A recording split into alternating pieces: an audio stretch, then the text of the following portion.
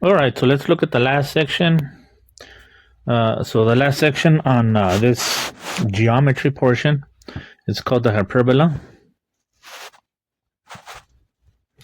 So the hyperbola and the ellipse, the formula is very similar. So the way I like to think of a hyperbola is that it kind of looks like if you put two parabolas next to each other. So something like this right here. Now, we're not going to focus too much on the definition. Mostly what we're going to look at are the main pieces of it and how to do the calculation. So let's keep it as straightforward as possible. All right, so if you think about the parabola, which we did first, it had a vertex. So it's right there. And then it had the focus inside concavity, which was this guy. So that's still the same. So now that you have two of them, we call these branches. So this is a branches, right? So that's a branch, and then this is another branch. So that's a branch, that's another branch. So it has two branches. So basically, it's like if you were to have two parabolas. And when you think of the axis of symmetry, the one that cuts it right through the middle in half, in other words, this one right here, it's called the transverse axis. And the other one is called the conjugate axis. So this one is horizontal transverse axis.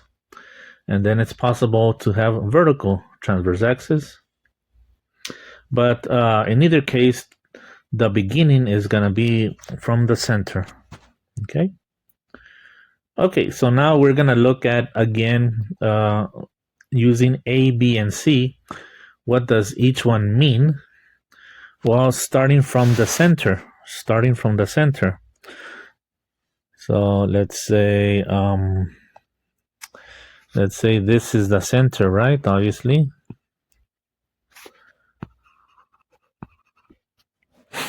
If you're at the center and if you want to land at the vertex, which is right there, if you want to land at the vertex, how far do you need to go? The distance is A. If you're at the center and if you want to land at the focus, how far do you need to go? Well, that's what C does. So A and C will either take you to the vertex or the focus. Well, what is B? Well, B is going to go in the opposite direction. In other words, where the conjugate axis would be. So remember, this is a conjugate axis right here. It's in the opposite direction where the transverse axis.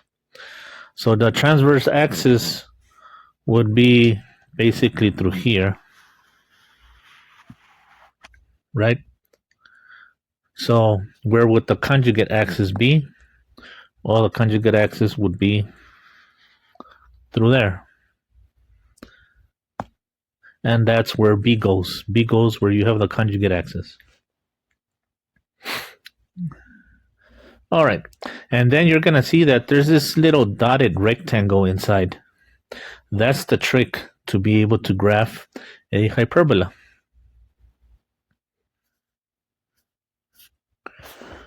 All right, so maybe let's do that here really quick before we move on. So the trick to drawing a hyperbola has to do with drawing a rectangle. So let's say, okay, if you have a rectangle like that,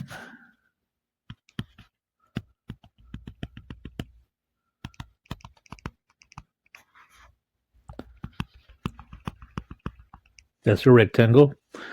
Then you look at the corners, corner to corner, corner to corner, and then you connect the corners.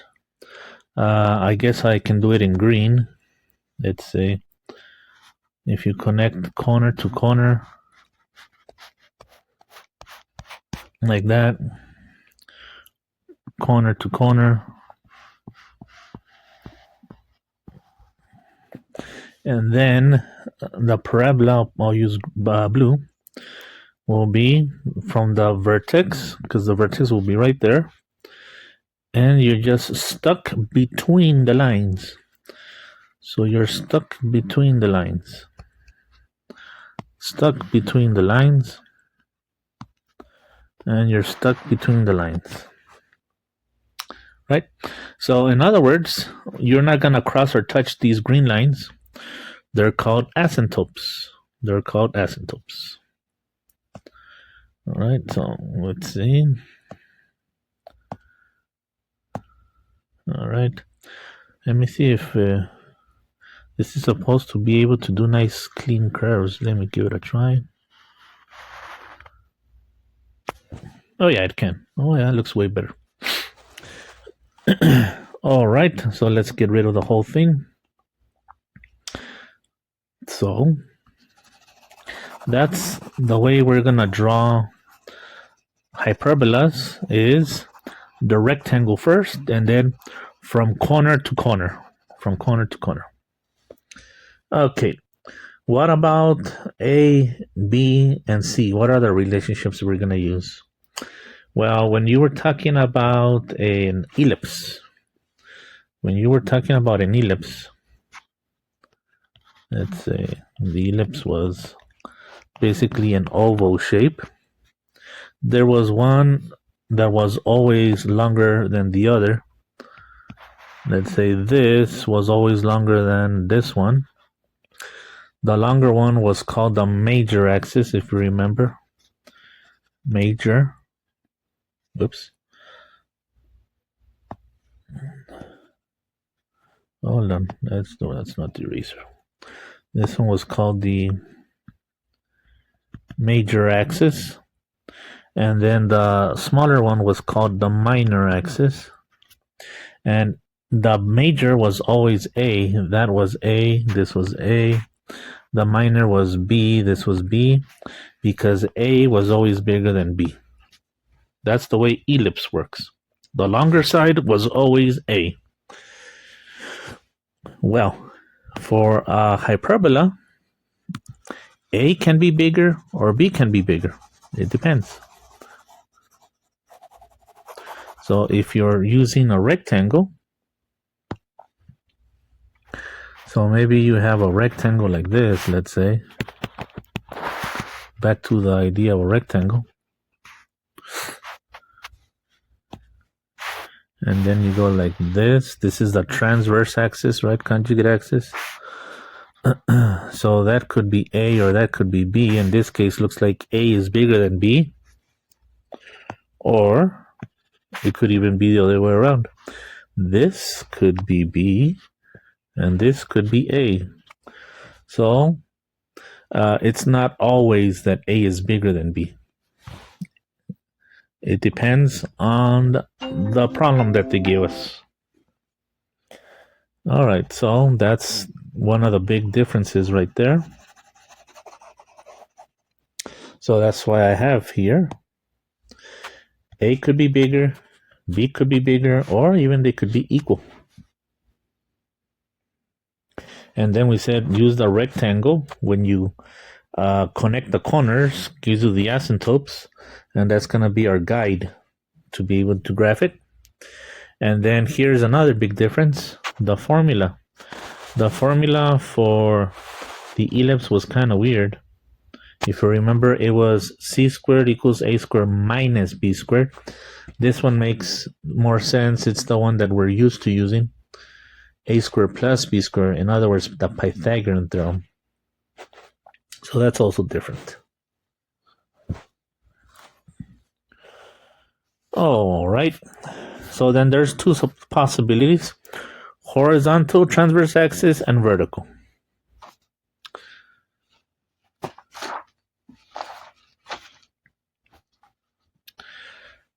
Okay, well, in either case, well, let's use a different color. Let's go with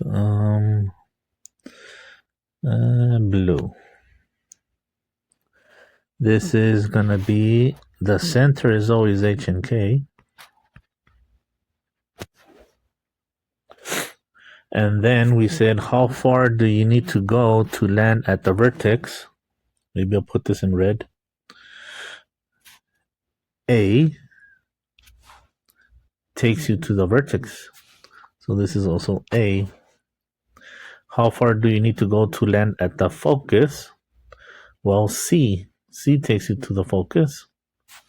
So if this is A and you're going to the right, that's affecting the X value. So in other words, this is going to be the X value plus A. The X value plus A, that's H plus A.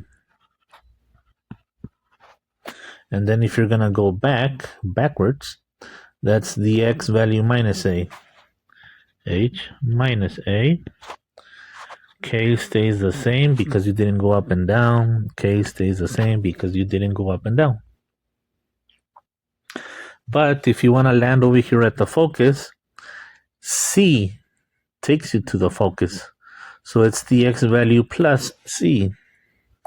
So in other words, it's going to be H plus C. And if you go in the other direction, H minus C. K is still the same because you didn't go up and down. K is still the same because you didn't go up or down. All right. Now, since we're going to create a rectangle, where is B located? Well, B is this piece right here. That's what B is. Same as right up to here. That's B. And then you would connect the corners, right? From corner to corner, from corner to corner. And that's how you get these asymptotes right there. Okay. I guess the standard form, that's next. So let's see if we can think of a way to start memorizing the parts that are always the same. Okay? Well, the parts that are always the same, it's kind of weird. It's a little bit backwards. This is always equals to 1. And if you remember, the ellipse also was always equals to 1. And then the ellipse also always had 2 fractions here. But what was different for the ellipse was in the denominator. It could be a square or it could be b square. The location could change for ellipse. Hyperbola, a always goes first, b always goes second. So this part never changes. So this is if it's horizontal. So that means if it's vertical, this part is still the same. So you're going to go like that, equals 1. A square always first, b square over second. And then the other part that is also the same. Ellipse was a plus, hyperbola is a minus. So there's always a minus in the middle. There's always a minus in the middle. So what is the only thing that's different? Well, x and y. So this guy, square. This would be x minus h, y minus k. This would be the other way around. Y minus k, x minus h. Okay, so how do we memorize the parts that are different and where they go? Well, the only part that is different is the numerator. Either x goes first or y goes first. Let's develop a way. Well, if the transverse axis, this is a transverse axis right here, right there, that's a transverse axis. Isn't it parallel to the x-axis?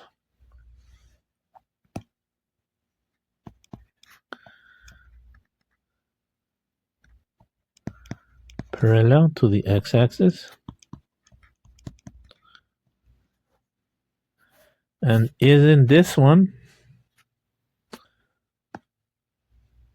that's the transverse axis, isn't that parallel to the y-axis?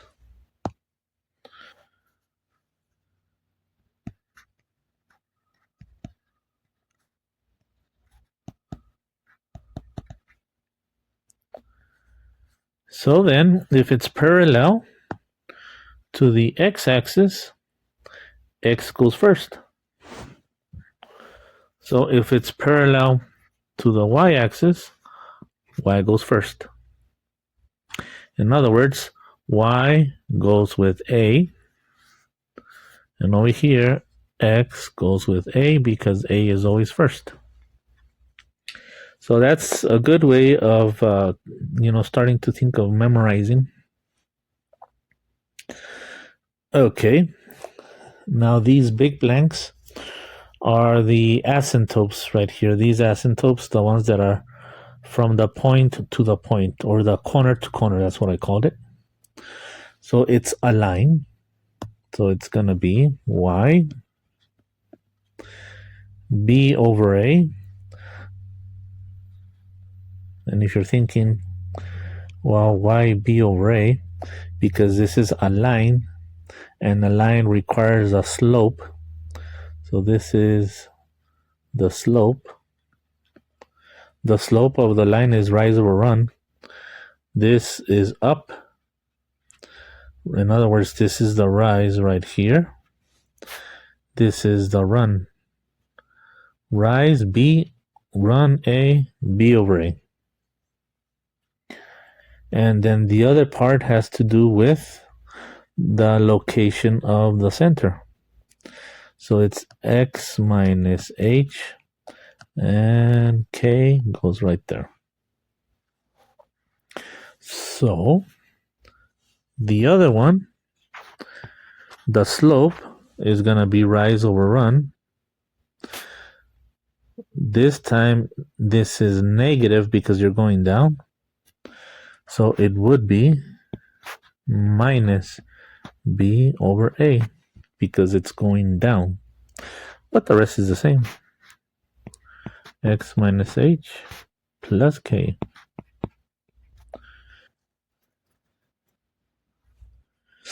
Alrighty. Let's fill in this other one. So we said h and k, that's always the center. And then we said that what takes you from the center for you to land on the vertex, and we said that was A. So then this other direction is going to be B. And then if you want to go from the center and land at the focus, that's C. Okay, so this time you're going up A, down A, up C, down C. In other words, it's the Y value. So then to the Y value, which is K, the Y value, which is K, if we go with the vertex first, it's going to be K plus A, K plus A, and then K minus A. Up you add, down you subtract. And what about for the focus? Well, we said that was C. So plus C minus C. So K plus C.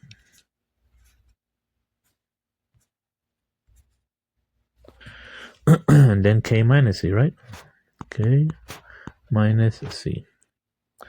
So this time around, the X values don't change because you didn't go to the right or to the left. In other words, these are just H stays the same. H stays the same because that's the X value.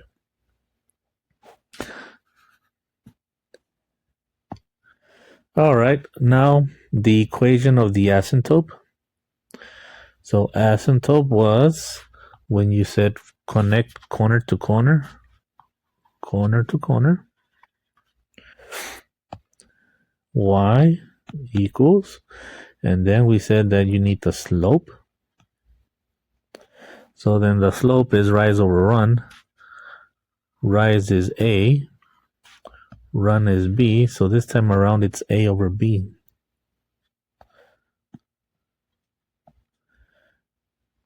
And then it's going to be X minus H plus K.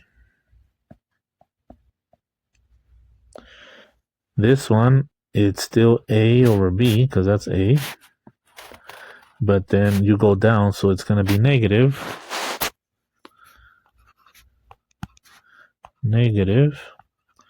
A over B X minus H plus K.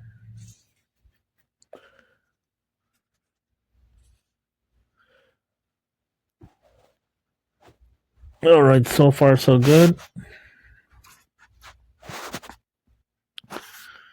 All righty. What is it that I need for the first example? It says center, vertices, foci, asymptotes, and then graphing. Okay, so I need to do everything basically. Let's start by working with the equation. Well, I already see that I have a negative. And if you remember, it doesn't matter whether if it was vertical or horizontal, the negative is always in the middle. And then A is always first, B is always second. So that's my big hint here. The negative should be in the middle. Rearrange it. X squared minus, and then if you square it, because it's power of 2, it's gonna be 9y squared equals to 9.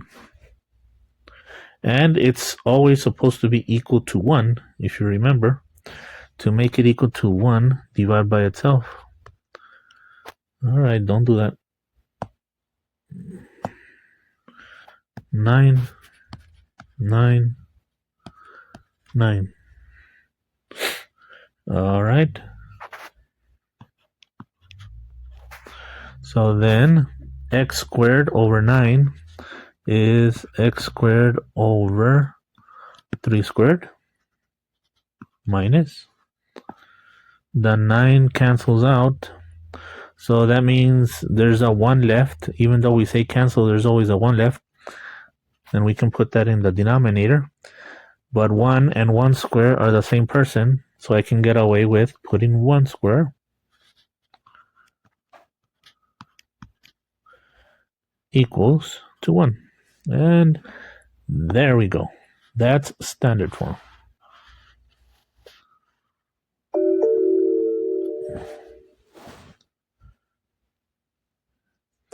Okay. Who is A and who is B? A is always first, B is always second. So guess what? A is 3. That one. And what is B? B is always second. B is 1. Okay. What about H and K? Well, if you don't remember the whole thing, maybe I should do that. It was minus equals to 1. A squared always goes first. B squared always goes second. And then x goes first. So then it's going to be x minus h, y minus k. So then this is x, so it's parallel to the x-axis.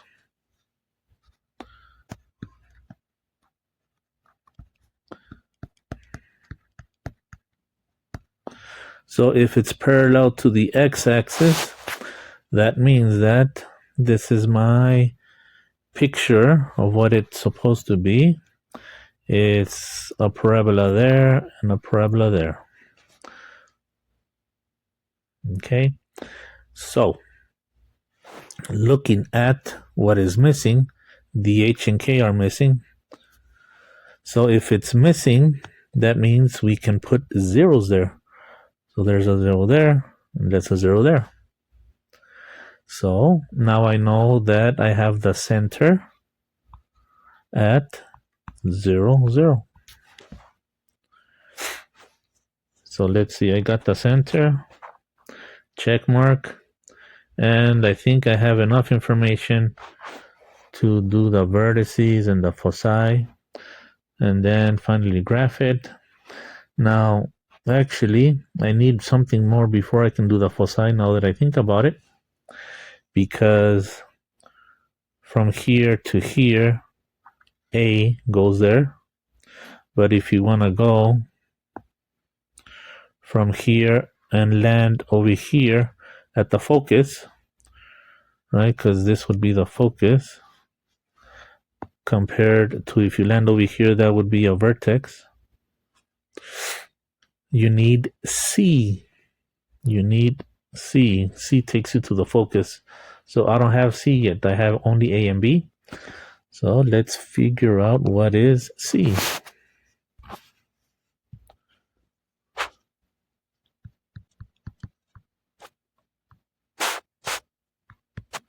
And remember that formula?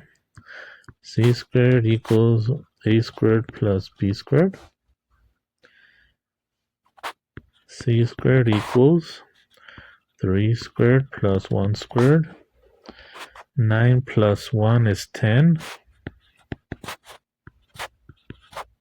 But then you're going to have to take the square root. So C is the square root of 10. All right, but since we're going to graph it, let's get a rough estimate how much square root of 10 would be.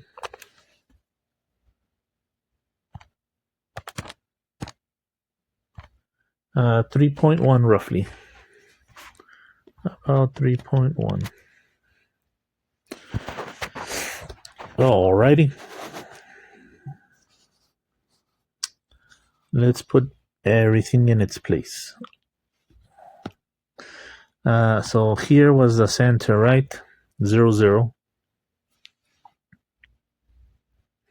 And then it's parallel to the x-axis. So then I need to go to the right and then to the left. That way I can get to the vertices and then I can get to the focus. So let's start going to the right. How much do I go to the right? 3. 1, 2, 3. So if I go there, A takes me to the vertex. So let's call that V. And then you go 3 in the other direction.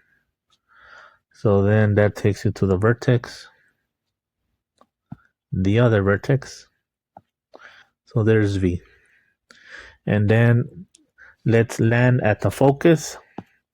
So that was C, which was 3.1. 1, 2, 3.1. So it's right inside. So then right there inside is where you're going to have F and F.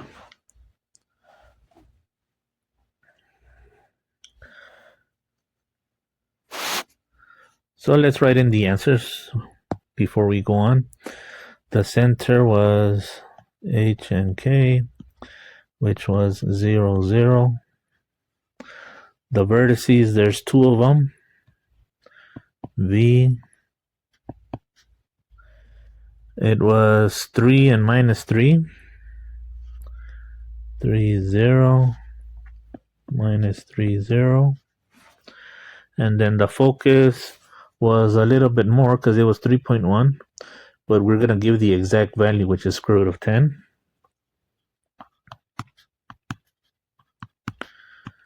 So it was square root of 10 minus square root of 10.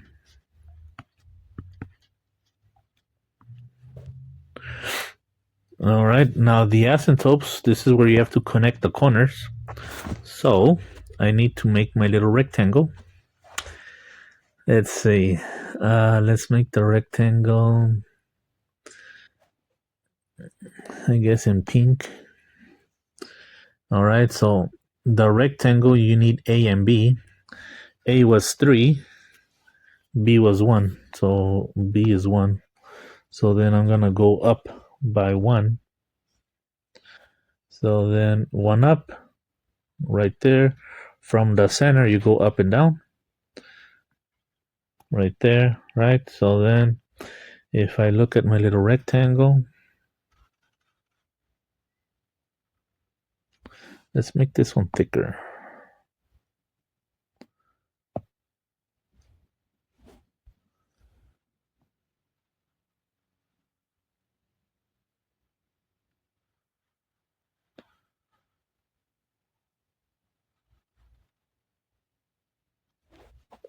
Right there. And then we said we would connect the corners. There's that corner to that corner. And this is where I struggle because I never get straight lines when I try to do this, but let me give it a try.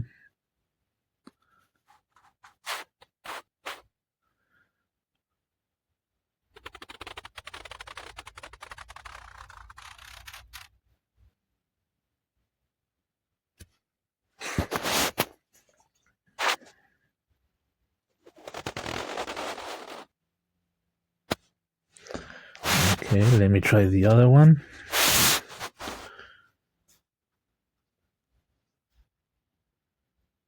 From there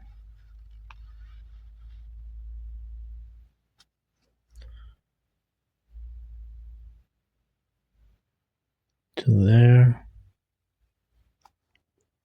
It moved it. All right, well, you get the idea. Okay. All right, so it's not perfect, but you get the idea. All right, and then the branches, right? What color should I go? Let's go with black.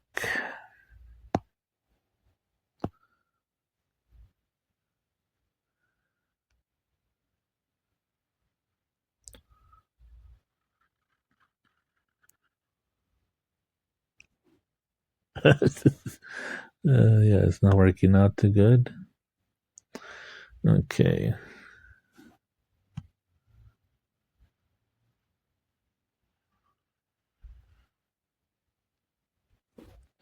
Nope. There. Okay, so those are the asymptotes.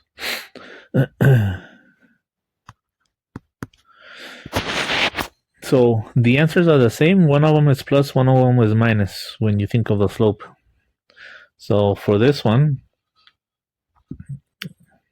so it's going to be rise over run. So this is B over A. So this is 1 over 3 x. And then y equals minus 1 over 3 x.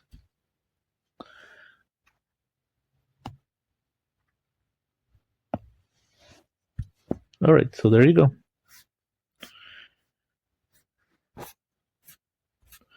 Okay, so if you remember, we had one of those double complete the square for the ellipse. Well, we're going to have to do one of those double complete the square here too.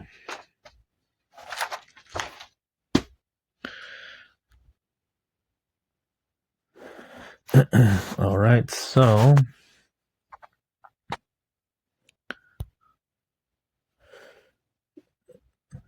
the complete the square required grouping, right?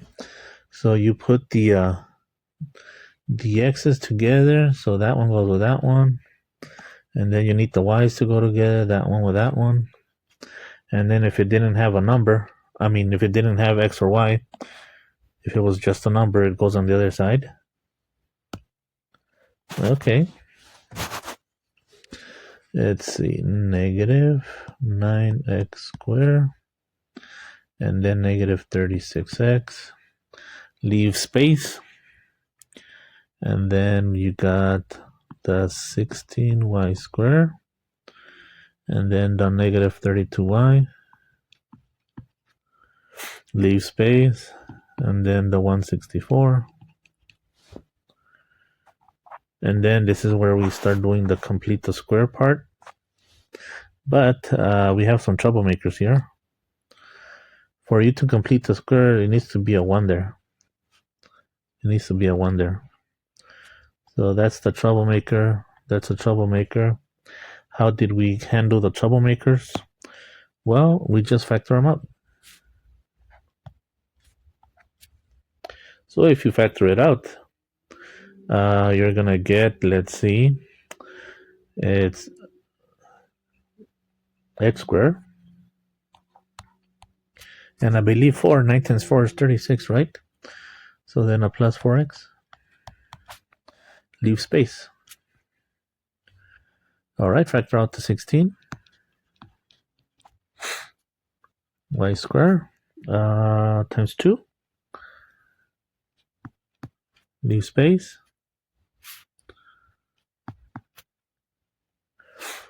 164.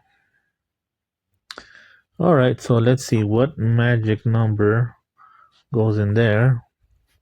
What magic number goes in there? Well, if you remember the formula, let's do it over here. B divided by 2 and then square. So that's the first number. So it's 4 divided by 2 square. In other words, 2 square. In other words, 4. 4 goes here. Now, if you add a number to one side, you have to add it to the other side of the equation. But since it's inside parentheses, first you have to multiply by whatever is outside parentheses. So in other words, it's not just 4, it's 9 times negative 4, negative 36. So that means that not plus, minus 36.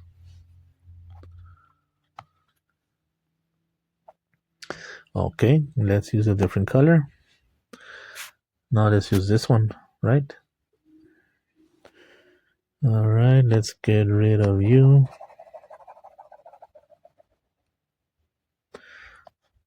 B divided by 2 square.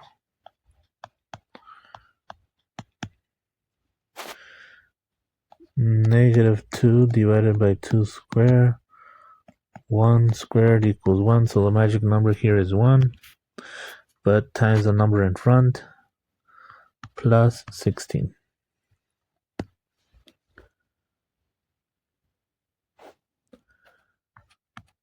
All right, 164, take away 36 and add 16. That's 144. And then notice that the negative is supposed to be in the middle. So let's put that one in the middle.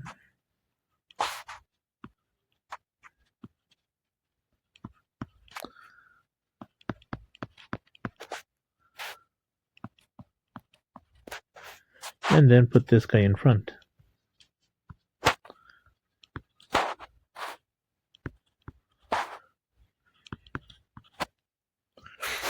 Finish factoring.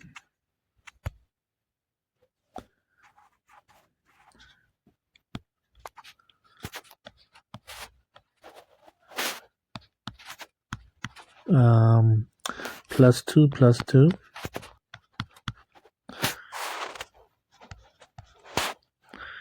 Minus 1. Minus 1 and minus 1.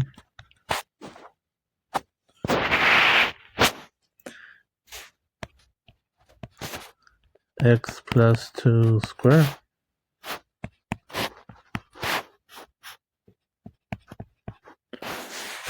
Y minus 1 square.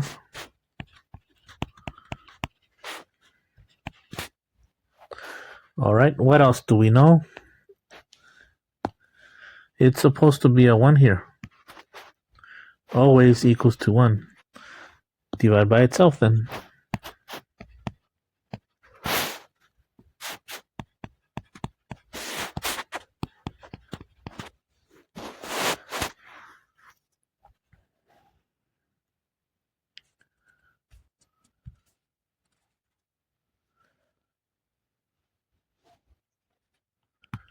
That's 1 right there. 9 goes into 144. How many times? 16 times. 16 goes into 144. How many times? 9 times.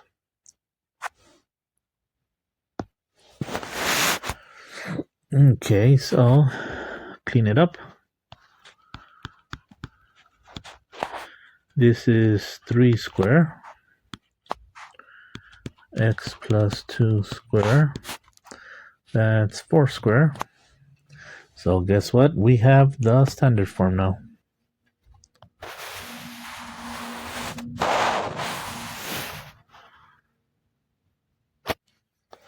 There you go.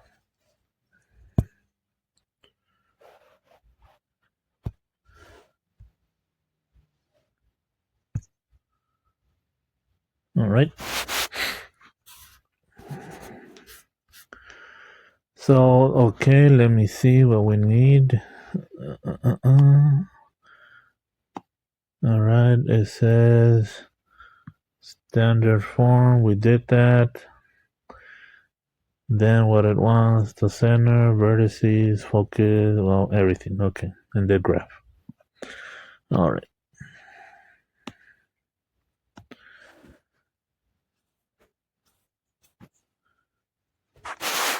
Okay, let's take care of the easy one, the center. I guess number 1.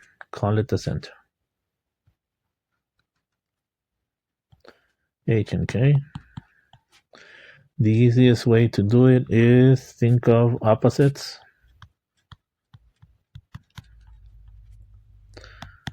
So then H always is with X. K is always with Y. So then opposite would be -2. Opposite of -1 is +1. Okay, that's done. Number 2. What else do we need? The vertices next. Vertices and foci. Okay.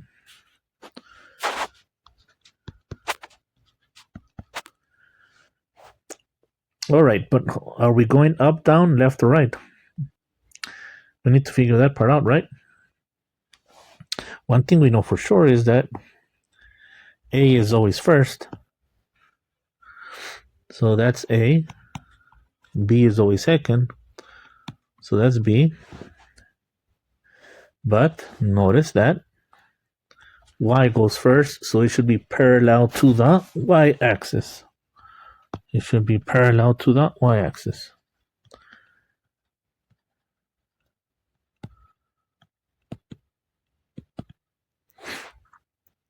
All right, so roughly thinking about it, it should look like that and like that.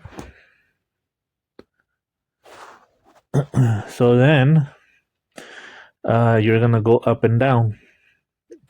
A up and down, C up and down. But A is for the vertex. So if you go up and down, does your Y value change or does your X value change? The Y value changes. So the X values are the same as the center. -2, -2. The Y value changes because you're going to go up and down. Up you add, down you subtract. So it's going to be 1 plus A. In other words, 1 plus 3. And then 1 minus 3.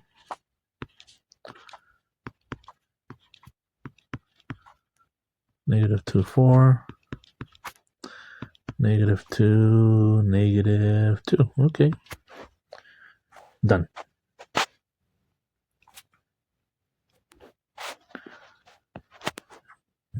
F. Uh-oh. For F, I need C, because C, you land at F, the focus. You need C, that's your distance. So we don't have C yet, but we can easily find it. All right, let's see. Let's do it right here on the side. Find C.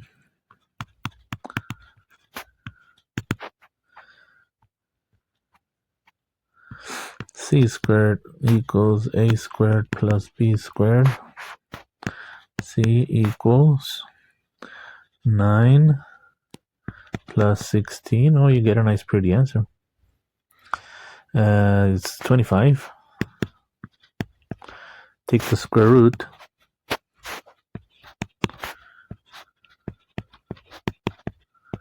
You get 5. All right, so that means up and down, which is the y value. The x value stays the same. X value stays the same. X value stays the same. Now it's the y value. 1 plus 5. 1 minus 5. Negative 2 and 6. Negative 2 and what is that? Negative 4.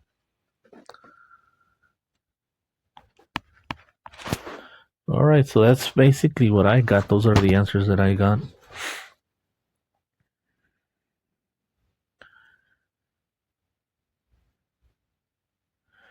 All right, and the foci.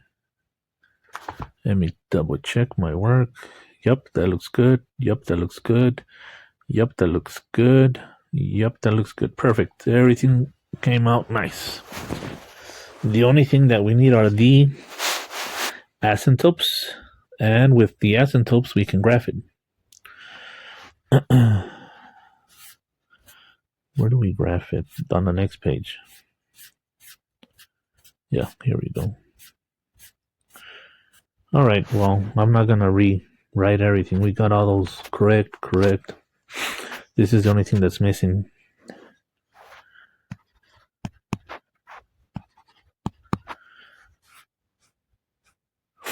The only thing we really need is A, B, and C. If we have those, then we can graph it. So what was A? Well, wasn't that 3? B was 4, and then this guy was 5, if you remember. And the center was, let's put it in red.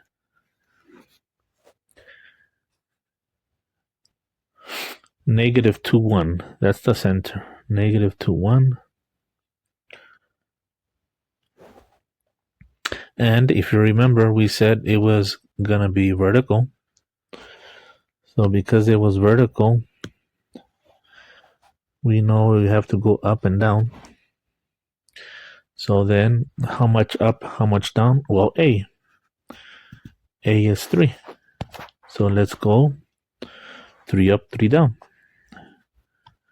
1, 2, 3. There you go. That's going to take you to a vertex. Let's go down. 1, 2, 3. That's going to take you to your other vertex. And then to land at the focus, we need 5.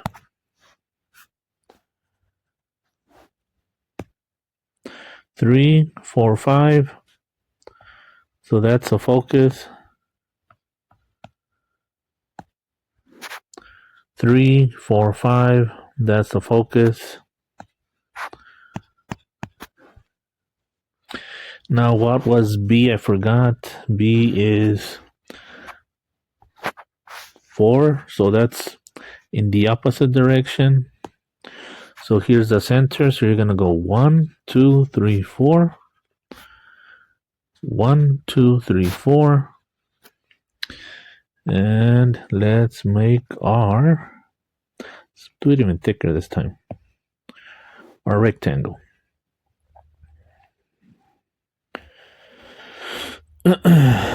So you're gonna go like that.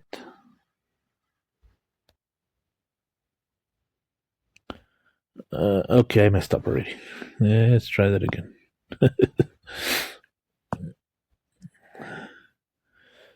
Let's see, because it's at the focus. I'm sorry, from the vertex. So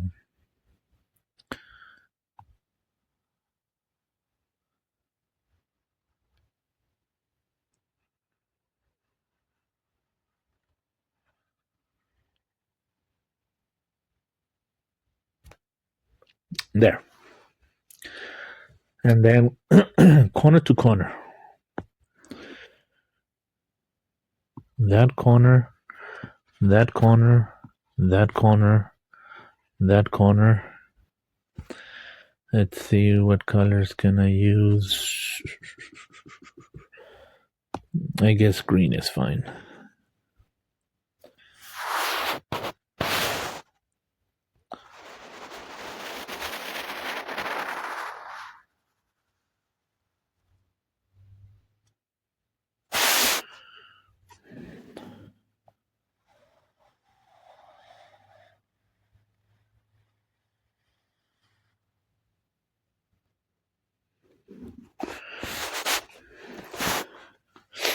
Okay, the branches, let's make them blue is fine. Remember, vertical.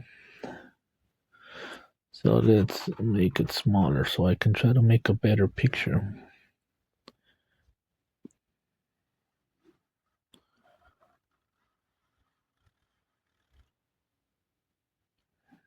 Not too bad.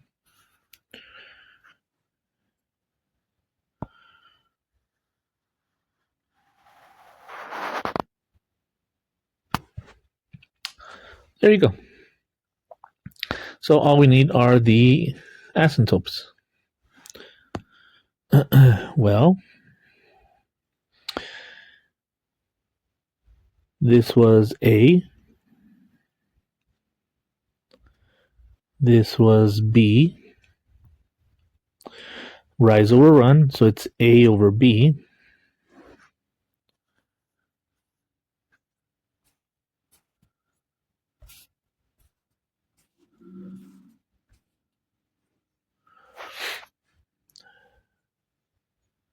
So it was A over B. And then A was 3. Whoops. That's way too thick.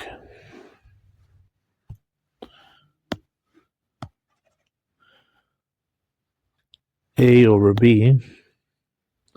3 over 4. 3 over 4. One of them is positive, one of them is negative. And then you need X and X. Minus and minus. And then inside is H, outside is K. So H was negative 2.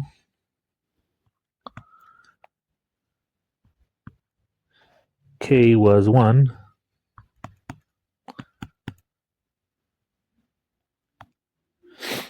3/4.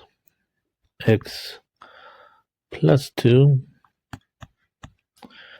plus 1. Negative 3/4. X plus 2 plus 1.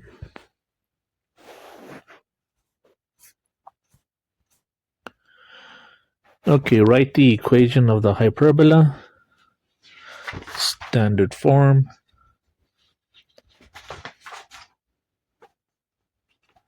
And this time they didn't give me the equation. They gave me like my little hints here.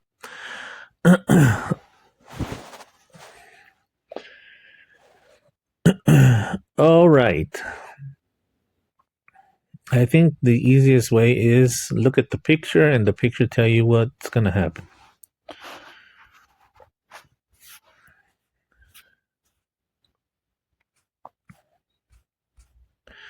So let me see. Negative 2, negative 2. I'm sorry, negative 2, 2. Negative 2 and 2. And is that in V or in F? F.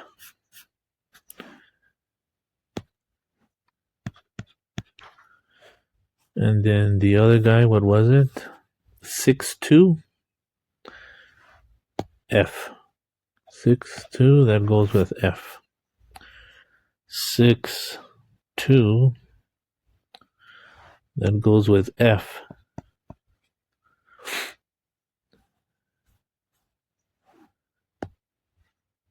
Negative 1, 2, that's with V. Negative 1 and 2, that's a V. And then it's 5 and 2.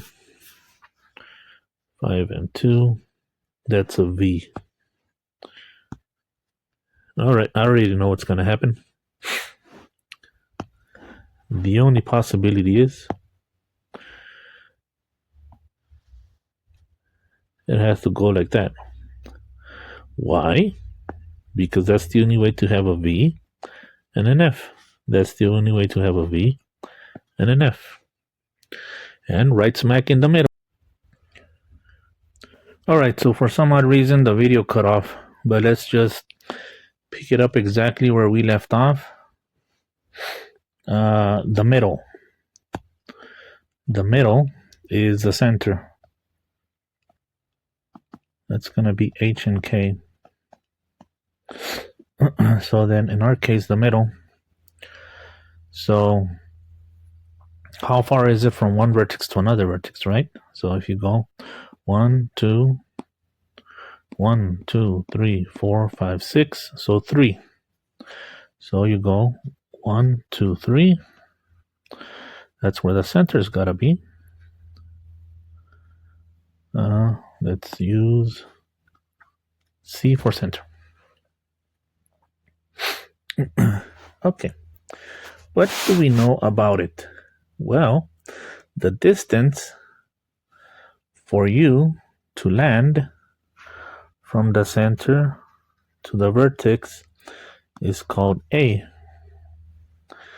The distance for you to land from the center to the focus is called C. So that means that A has to be 3 and C has to be 4. So you have A and C, but B is missing. So we can figure out what B is using our formula once again. So then I guess let's do it right about here. Find B.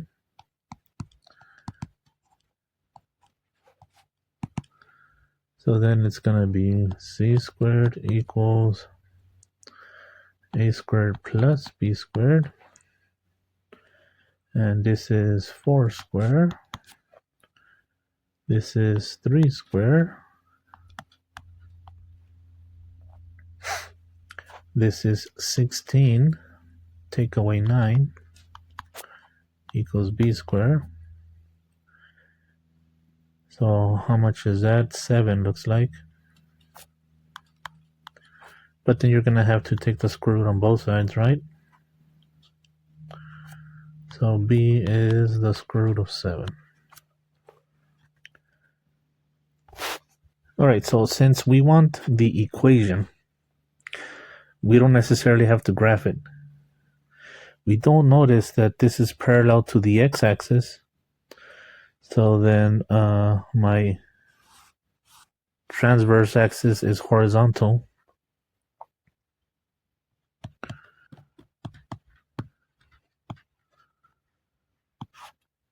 Which means that parallel to the x-axis, x goes first.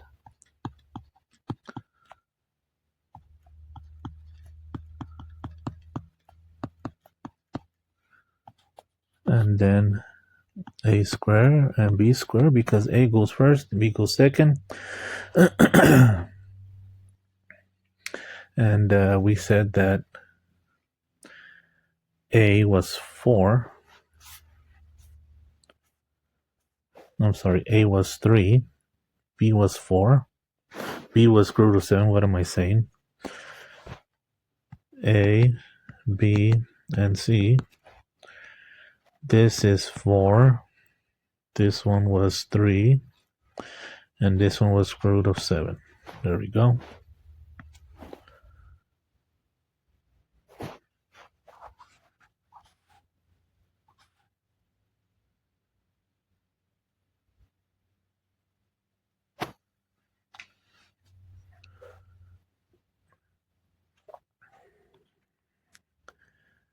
What was H and K, by the way? I just noticed that I didn't write down the center. H and K is this point right there. That is a 2 and a 2. 2 and 2. So the center is 2 and 2. Whoops. Jesus.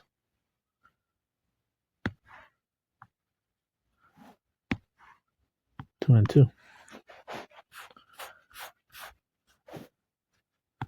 X minus 2. Minus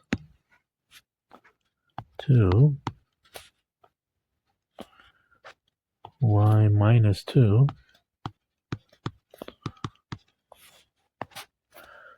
3 square. Square root of 7 square. And that's technically the answer. I mean, you could cancel out, and then the answer is just 7, but I think it looks pretty good right there.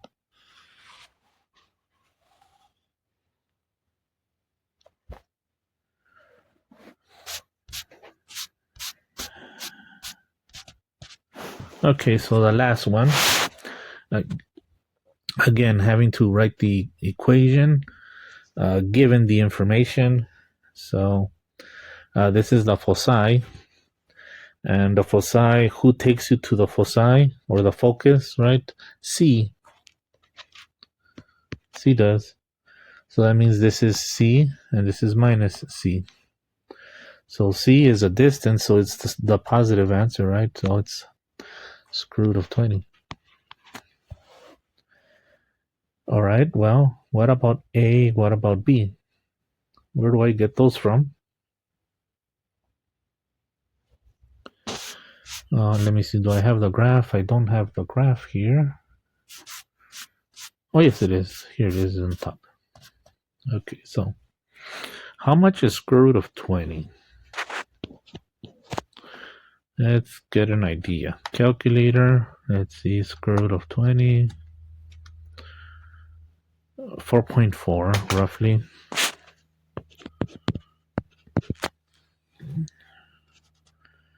So then 4.4 up and down, so like right about there and right about there. So that's where square root of 20 is, up and down. Well, right smack in the middle, right? Because if this is an F and over here you have an F, the only possibility is that it has to look like this. In other words, it's parallel to the y-axis. And you get your vertex there, and then there's your center. So then our center is right there, 0, 0. So that's pretty easy. H and K, 0 and 0.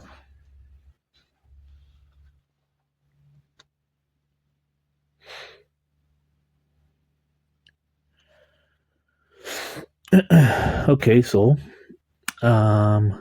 that's H and K. We need to figure out A and B. So what is A, what is B? This is where it gets a little bit tricky. And we have to go back to the idea of a fraction in lowest terms. And if it has a common denominator, a common factor or not. So let's see, maybe over here on the side we can think of, if you had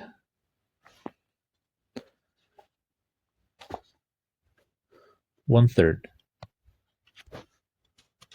Come on, okay, 1/3. Is that the same fraction as 2/6?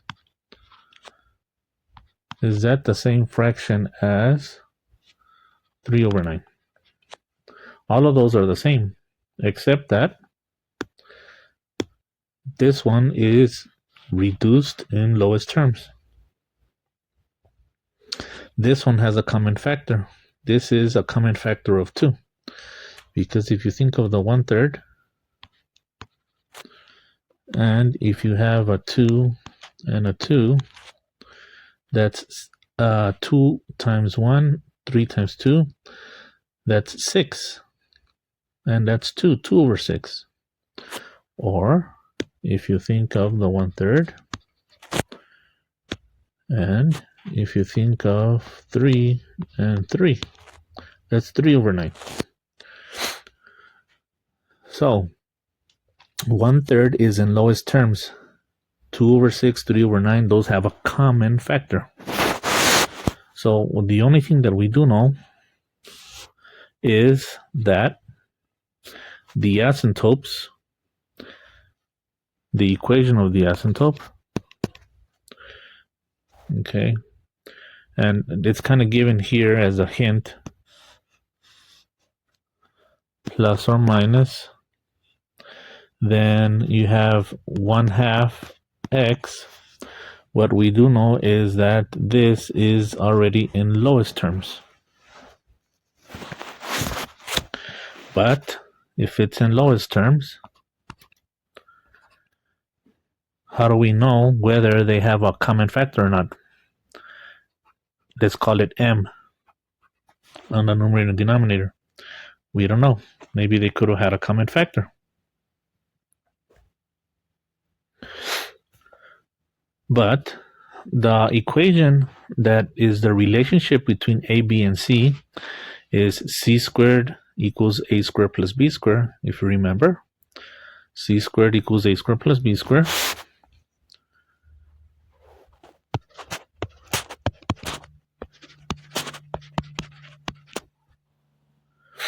Okay.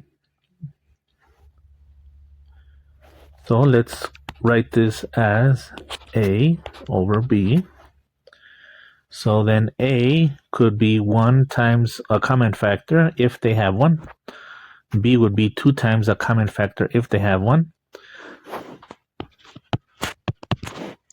So then this is 1m squared, 2m squared. See, what usually happens to students when they see this problem is that they assume that because of the formula for the asymptote that it's supposed to be a over b, they automatically say, oh, the numerator is a, the denominator is b. Well, we don't know if there was another number there to begin with, and then with those numbers, it was a fraction that got reduced to lowest terms, and then that resulted in 1/2. So there could have been a common factor there. We don't know that, so we have to check. That's the reason for doing this, where you have to put in the m. All right, let's work it out. So this is m squared. That's 4m squared. If you add them, you get 5m squared.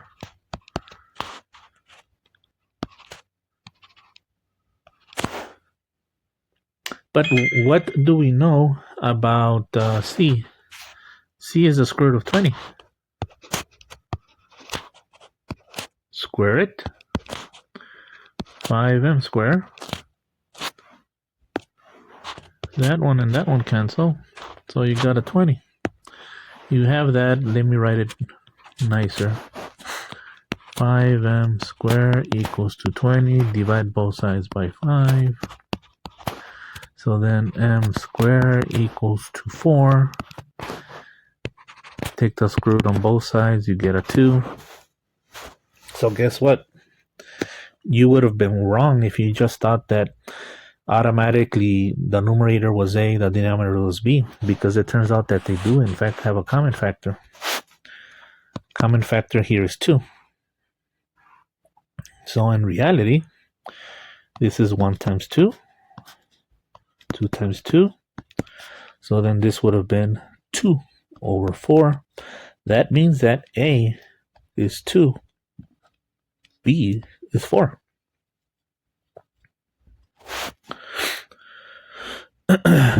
All right. So that was the only missing piece of the puzzle. Now, did we say if it was vertical or horizontal? Oh, yes, we did. Here we go. And we did say that the center was H and K was 0, 0. So I guess we do have everything that was missing. Now, because it's parallel to the y-axis,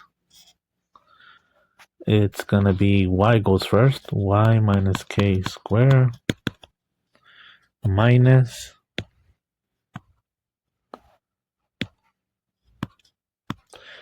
x minus h squared equals to 1. A always goes first. B always goes second. Plug in all the numbers that we have. Well, we know that was 0 and 0, right? Because that was the center right there, 0, 0. We said that already. So let's not make it more complicated. Let's just put the answer with y squared and x squared, because those other ones are zeros. And then we said that A was 2, so 2 squared. B was 4, 4 squared equals to 1.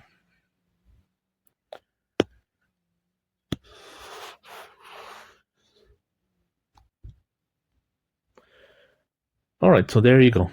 I think that was the last one. All right, so sorry about that little glitch. I don't know why it stopped recording suddenly.